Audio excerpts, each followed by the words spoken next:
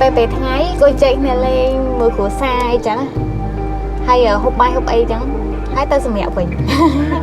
ព្រោះខ្ញុំអ្នកធ្វើការយប់ខ្ញុំត្រូវយកពេលសម្រាប់ពេលថ្ងៃហ្នឹងច្រើនដំបងខ្លាចនិយាយរួម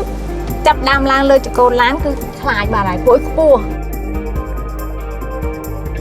តែរយៈពេលមួយអាទិត្យទៅរៀងធូររៀងស្រាលតិចទៅមេក៏សួរបើអាចទៅមករួយអត់ថាបានមេមានអារម្មណ៍សប្បាយចិត្តខ្លាំងតែគេស្គាល់យើងច្រើនជារួមខ្ញុំចូលធ្វើការរយៈពេល13ឆ្នាំនេះសប្បាយចិត្តនឹងការងារនឹងខ្លាំង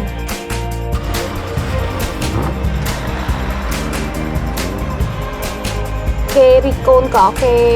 និយាយអីដែរគេមានណាសរសើរ